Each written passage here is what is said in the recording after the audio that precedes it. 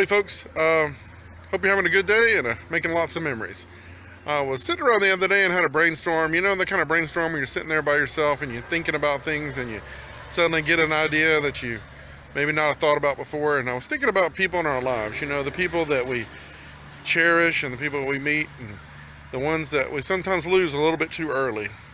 Those people who come through our lives and give us a lot of good memories and good friendships. And I had one of those people in my life that I lost a little while back, and it's been a lot of years now actually, and I've been thinking about him a lot lately. And I think I have, you know how social media is good to keep in touch with family and friends, and sometimes to share memories. And you know, like Facebook reminds you, like, hey, you remember this happened like 8 years ago, and you're like, oh yeah, I remember that, and you share it, and everybody, you know, shares in that memory with you.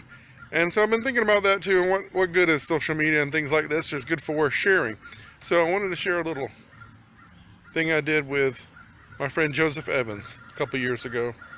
We were both, it was probably 2004, 2005, so it's been a while actually, where we were both part of a creative writing club. And Joseph had submitted a short story of his that he had won a competition for. That I was judging the competition with some other people there back then, and he didn't know he had won the top prize in the short story part of that contest.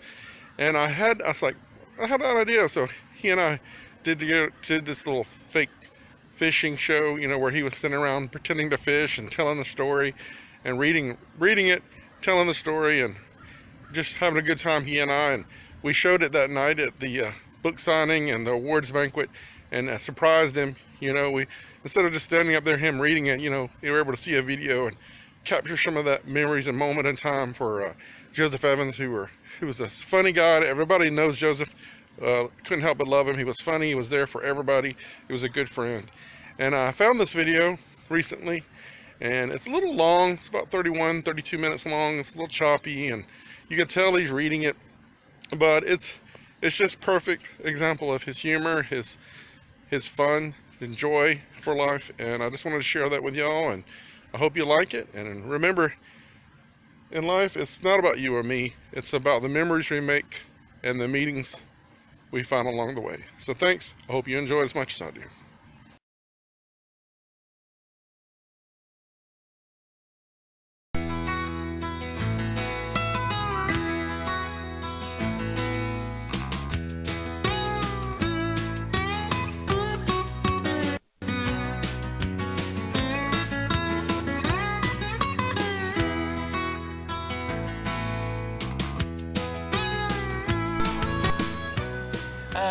I'd let you fish, but it's my hole today. But if you want to sit and visit for a spell, go right ahead. I'll even tell you a story while I'm at it. You might like it, might not, about fishing. Now let me tell you a story about this man named Hooke. Hooke's first thought was, Artie's rotted body is down there, somewhere beneath that black water. And the creatures of Fowler's Crescent are down there with him, playing among his bones. Appropriate end, Hooke thought, for a man of the water. He parked his car on the ridge overlooking the isolated crescent of water down in the valley. Peering out the windshield beneath the hawk-beaked bow of the canoe lashed to the top of the truck, he was taken by the alien business of it all. It was as green as the rainforest. Not at all what he had anticipated. He had heard Fowler's Crescent had died after the chemical spills upriver nearly 20 years ago. Hooke had expected someplace lifeless and desolate. When Artie James made the trip a year ago, he too had expected the same, but Artie never returned to say otherwise. Across the road was a leaning, faded wooden sign. It read, "Welcome to Fowler's Crescent, established 1809. Population 1,087. Best fishing in southern Indiana." Hooke thought, that sign's not been touched in 70 years. He looked down at the base of the hill where the remnants of the town began. The few buildings left standing were as old as the sign. But from the ridge, Fowler's Crescent could have been some secluded paradise, except for one barren hill with a house on it at the apex of the crescent. The way it jutted from the green forest around it was somewhat malignant, apart. Instead, it was just one of those lakes quietly talked about by the elders of the sport. But few who had spoke of Fowler's Crescent claimed anything other than to be passing along its misty perils and legends. There was a strain of fear in their whispers, which was precisely why Brash Artie had made the trip last year, and why Mr. Hooke was there now. Hooke parked the truck in front of what looked like a general store of sorts. Over the rickety wooden portico eave was a sign saying, "Fear Stock and Bait." He walked up some warped plank steps, opened a squeaky pot-bellied screen door, and walked in. Inside were 4 old men. 2 were playing a slow game of checkers. Another was sitting at a small wooden table tying flies. Another was behind the counter. Hooke panned his eyes around the room. There had to be, he thought, at least 200 sets of fish jaws mounted on the walls. Even in Trawlers Union, his fisherman's club back home, there was no trophy room like this. Not anywhere else he had seen. Now, I told you to settle down, relax. We're not even halfway through. Now, where was I? Oh yeah, the trophy room. None like it. Not back home or anywhere else he had seen. "Excuse me," Hooke said. "I'm looking for some good fishing." Almost in unison, the old men turned slowly and looked at him. No one smiled. Hooke saw how lined their faces were, like the elders at the Union who'd spent so many years under so many suns on so many lakes.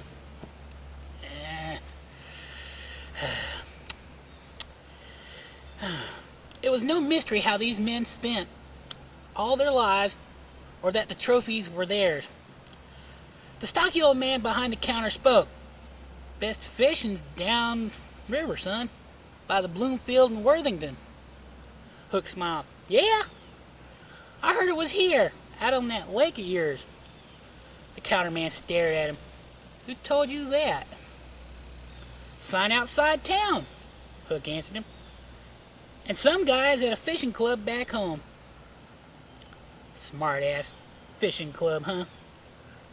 There was a trace of a disdainful smile. "Yeah. Trawlers Union. Ever heard of it?" The old man squinted, and a dozen curled lines spread out from the corners of small gray eyes. "Trawlers Union. Upstate, right? I've heard of it. One of your guys came down here last year. As I recollect, had an accident out on the water." "Hard to say," Hooke chimed in. "Never found the body." "Deep lake," the old man said. 200 feet in some places. That's why the water looks so black. Hard to drag for bodies. You go under the crescent, you're gone for good." "That's why I want to fish it," Hooke told him. "'Cause nobody else wants to." The old man nodded. "Yeah, looking for that Fowler's Crescent trophy.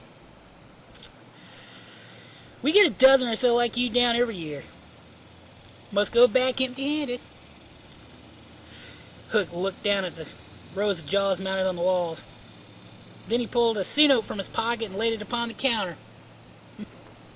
"I'm sure they do." He looked around at each of the old men. "And I'm willing to pay for what you know." The old man behind the counter leaned over and clasped beefy hands on the countertop. "Okay, friend, what's your fishing?" "I've got 6-pound and 20-pound test lines." "You'll need more." Hooke smiled. "I've caught 50-pound trout with my 6-pound test." "You'll need more," the old man repeated. Okay, Hooke said softly. "What do you recommend, mister?" "Fear. Max Fear. I own this place. That's Boyd and J.C. playing checkers over there. That old buzzard tying ties is Darnell. And what I recommend is 100-pound test, mister." "Hooke," he told him quietly. "Mars Hooke." You can call me Mo, like my friends call me. His words barely came out. What do you have out there that I need a line like that for? Crescent cat, Mr. Hooke. Just crescent cat. How big do they get? Don't rightly know. The big ones keep getting away. The line spread up from his eyes again. Of course, if you want something smaller. No, Hooke came back. I want the biggest fish you got out there. Excuse me there. Had to wet the whistle. I was telling you something, wasn't I? Oh yeah, that story. Where was I? Oh yeah, Hooke was talking to the old men. Telling him what bait he used. I use shrimp for catfish, he said. Use it if you want, but you do better with worms. Worms? For cat? They're local. Tried, tested, and true. Big ones. And they're great. They got a scent that cats like.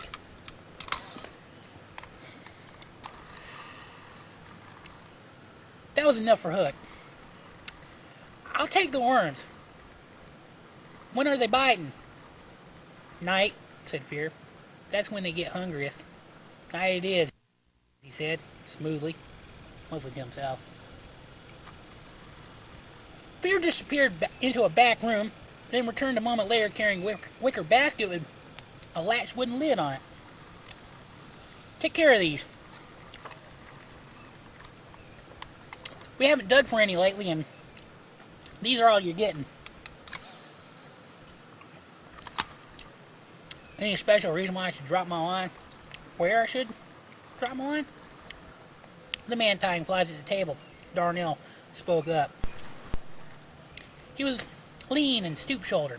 Hooke could see him in his mind's eye, a man formed by his avocation, forever bent forward in a boat, leaning toward that magical place where the line vanished beneath the water, watching.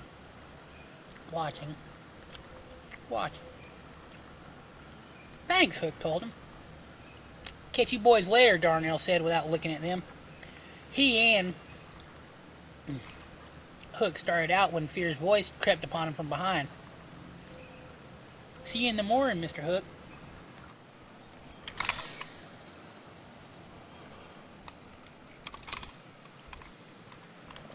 Darnell stayed on the road for about a mile out of town. Then veered off in his pickup truck into the bush. He drove beneath branches that almost tore off the canoe when Hooke tried to follow. This, he thought, is the ultimate secret fishing hole. When he finally stopped, it was by a small cove shrouded in lush, overhanging greenery. And right behind the cove was the barren brown hill he'd spied from the ridge when he came into town. Up close, it wasn't as barren as it appeared. He suddenly knew where most of Fowler's Crescent's 1,087 residents were. It was the cemetery. Darnell said, best fishing's right here. Right in the cove. It's deep and cold and the cats love it. You fished here a lot, I guess. Hooke loosened the canoe straps. Darnell looked out at the cove. Somehow it looked like a black mirror. It gave reflections, but no hint of what lay beneath. Fished a crescent all my life. Got too hard for me to dig the worms, though. Now I just sit around with the boys and talk about the ones that got away. He looked up at the barren hill and get ready to go up there, I suppose. Hooke followed the old man's eyes. Who lives up in the old house up top? Nobody now. Been empty for years. Caretaker used to live there, but he died back in '74 and was buried right on top of the hill. Then Hooke asked, how come nothing grows on the hill? No grass, no trees. It doesn't look like it belongs in Fowler's Crescent. Darnell tugged on one ear, squinted. Can't really say, Mr. Hooke. Been that way since the century plant up ways lost all them chemicals into the river. They flowed down here and settled into the Crescent. Changed everything. Bush turned green, fish got big, but everything in the cemetery died. Damnedest thing. He paused. Wouldn't be so troublesome except for all the dirt is washing away.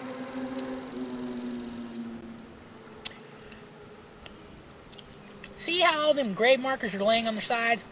There's some caskets in there that aren't 2 inches from coming out of the ground. Ever rain? They get a little closer. Hooke looked back up the hill. You don't say. It had begun to dawn on him why the adventuresome in the Union avoided Fowler's Crescent. Ooh, I like that one. Gonna get that one.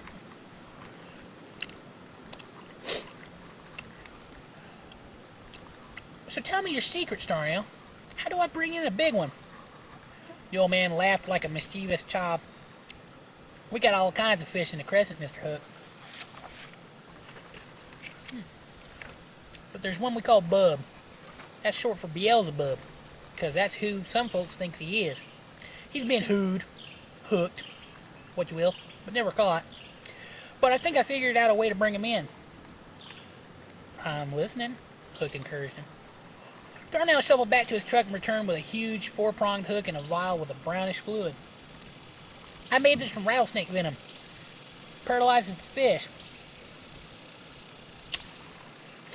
You'll fill the hook with the venom, and when he takes it, 2 of the 4 hooks break away and the poison will flash right through the fish. Other 2 hooks hold him, and then you reel him.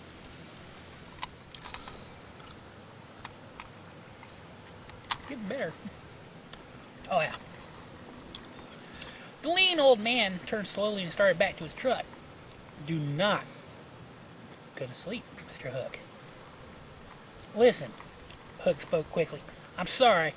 It is hard to believe a catfish. I know.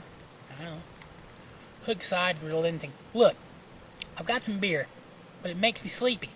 Didn't expect to be out on a lake so late. Maybe I should wait till morning, go after something smaller. Leave Bub out there to someone else. The old man looked down, then nodded as if to say, yes, that's what you ought to do. But I could die tomorrow and Bub would have beaten me. This one last time. I understand, he whispered. Hooke stood back for a moment, then smiled. What the hell, he said. Look, you got any Coke or coffee or anything that will keep me awake? The old man's eyes brightened. Always keep me a tin of Folgers, Mr. Hooke. Never know when the urge will strike.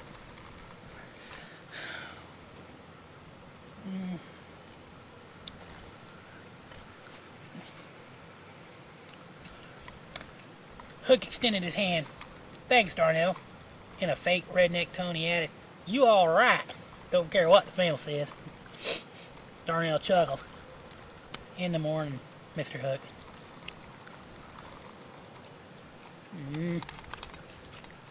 Damn weeds.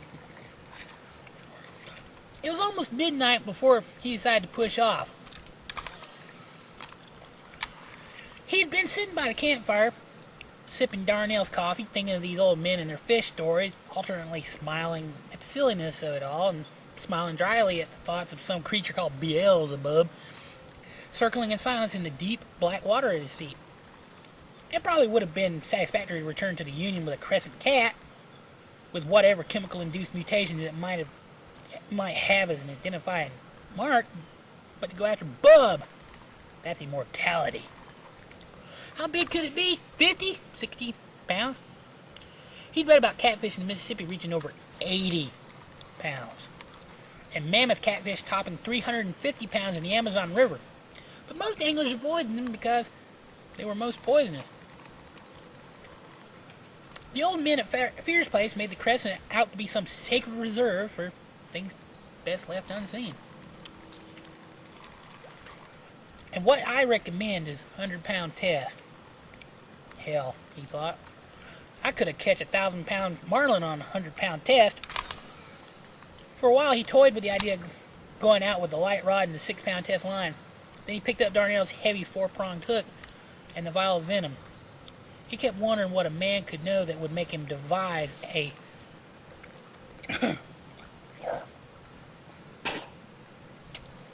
trap like that. Excuse me. When he couldn't answer that question, he loaded the hook as the old man had instructed and tied it to the 100-pound line on the heavy rod.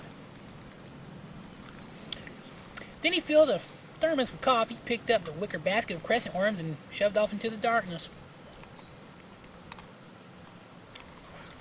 He anchored down about 50 feet into the cove. The water was as smooth as glass, and the cove itself was utterly still. No night sounds, nothing. Even if the tails were missed, he thought the crescent was the most unpleasant place he had ever been. Hooke opened the wicker basket and reached into it to get a worm. At his touch, the basket came alive with powerful slimy writhing. He drew back, shocked. He shined a flashlight into the wicker and got his first glance at crescent worms. Ugh. They were monstrous, like shiny ribbed snakes. He guessed some were 10 inches long and a full inch in diameter. Christ! The chemicals must have mutated everything here. He gazed out across the water, and a new and real fear rose in Hooke. He looked back to the shore and for a moment contemplated going back. But he was one brash toast too many into commitment. He told the union he was a fisherman, and a fisherman would do anything to keep throwing out those lines. Anything, including taking on the crescent. Damn, I'm getting good. Hooke swallowed, then reached into the basket for one of those worms. His hand felt as if it were cramping. It shook like a frightened child's. Get hold of yourself. He touched one of the worms and it reflexively coiled, then it sprang in his hand, wrapping itself hard around his wrist. It was enough to cut off his circulation. He picked up Darnell's hook and began forcing the worm onto one of the prongs. It drew itself tighter around his wrist. Hooke was breathing madly now. He just wanted the damn thing off him. Finally, he worked on it and pitched the hook out into the black water. His breathing was the only sound. When he got the heavy rod up, he could feel movement on the end of the line. He knew that was no fish. It was the struggling of the worm. Hooke was almost nauseous. His chest was tight. Could he be this scared? He cursed his ego. Abruptly, he felt something cold on his leg. It had coiled tightly around his ankle and was squeezing like a snare. Then it bit him. Hooke jammed the rod into a holding bracket and grabbed at his ankle. One of those mutants was loose. He'd left the lid open. It took both hands to get that worm off his leg. With a scream, he flung it into the water, into the darkness. Then he picked up the basket, heaving it too into the lake. His mind was spinning. It bit me. Abruptly, the reel began shrieking. Something had taken the bait. Hooke tried to reach for the rod, but his whole body was tightening up. What's wrong? What's happening? He thought of the venom, the fight to get that horror of a worm on the hook. It must have broken the skin somewhere. The venom is paralyzing me. He looked at the rod. There had been at least 100-foot leader on it. When the fish hit its run, the reel would lock and drive the hook deeply into its mouth. Then he saw the rod was bent straight down as if divining for a demon. The thing on the end wasn't running out into the crescent like a normal fish. It was something like a whale heading straight down. Any other time, Hooke would have relished the sight. Come on, baby, he would have thought. Take me to the dance. But now, he stood there aghast as the leader wound out. You'll be down there like your friend. A few more feet of line and the reel would lock. The dance would begin. In that instant, Hooke knew he didn't want to meet the thing on the other end of the line. He had had enough of Fowler's Crescent. He jerked the rod from the holding bracket and pitched it into the water. Pushing threw him off balance, and his tightening muscles couldn't react. He pitched forward, tumbled into the water. Kind of like that. Somehow, Hooke surfaced, spitting water, then proceeded with an extended struggle toward shore. The water, thick and black, was heavy as honey as his body drew more tightly into itself. He imagined the beasts of the crescent circling his legs for the strike. Pull. Pull.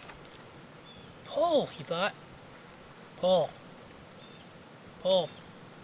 Pull. He sensed something behind him. Something big. Something he did not want to turn to see. He felt his arms going. Only 15 feet more.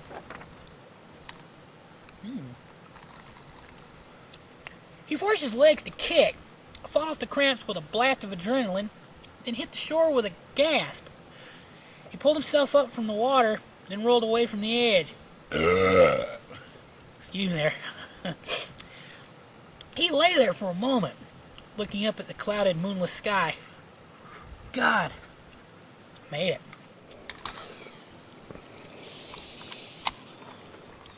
It began to rain.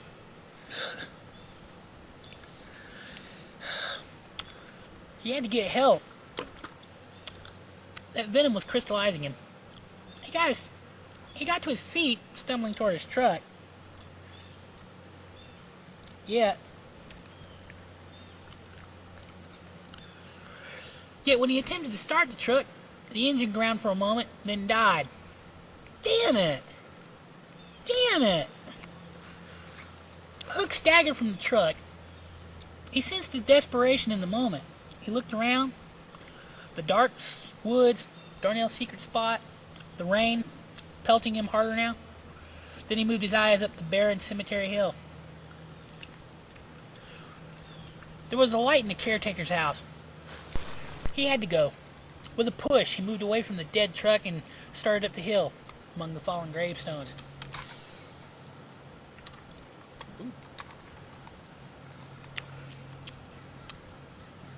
His joints had frozen. He had walked swiftly and awkwardly, like the living dead. He could not risk falling down. He would never get up. It was getting harder to get air.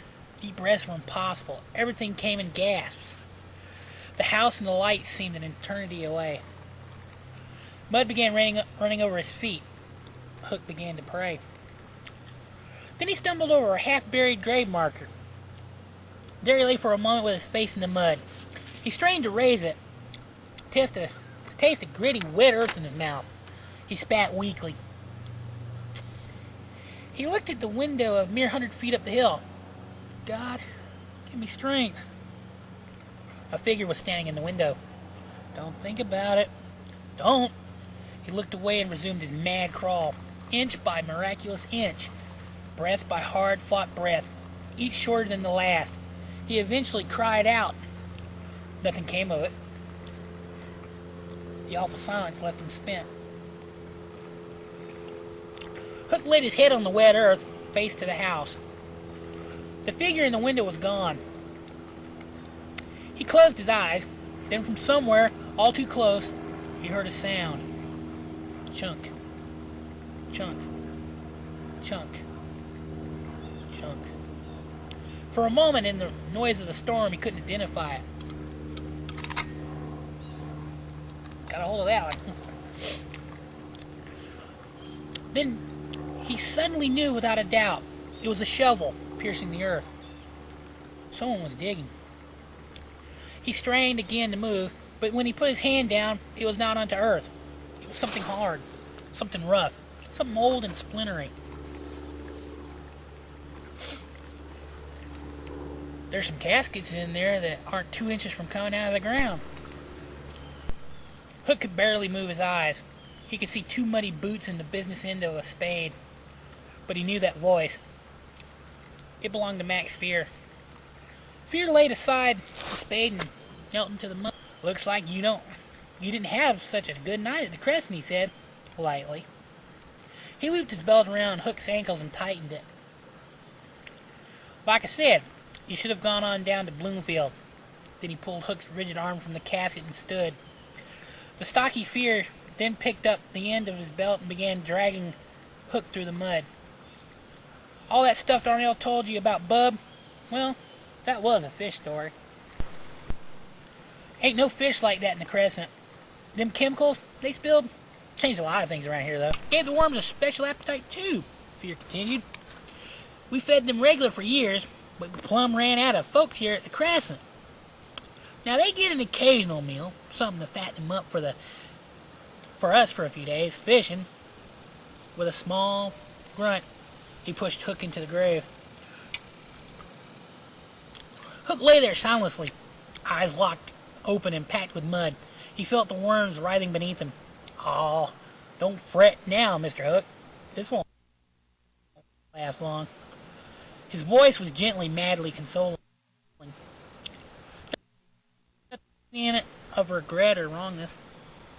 Those things can hear me digging from all over this boneyard, and they can smell a man. Hooke could feel them crawling on his back, making wet trails up his leg. They were dropping on him now, coming through the walls of the narrow grave. Summoned by a shovel-shaped dinner bell. Ding! By the way, Fear added, almost an afterthought, the venom was in the Folgers. Reckon you figure it is hard to go from fisherman to bait, but it's how we all end up anyhow, ain't it? People would quit looking for Bub, then Darnell would be offering me some of that special brew just to get a day's worms. He laughed. It was a genuine and remorseless laugh. "Fisherman," he grunted. "We'll do anything to keep throwing out those lines." And Hooke felt one of the worms glide slowly around the line of his jaw and tentatively poke its icy head into his open mouth. Then the first shovelful of dirt hit him in the back. Last words he would hear in his life drifted down into the grave. "See you in the morning, Mr. Hooke." "Now why are you running off? I may need some more bait."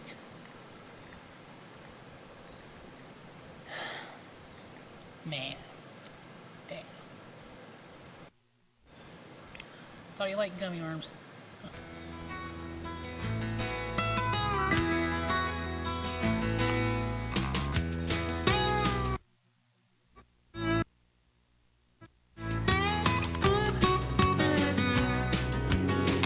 Just a tad short.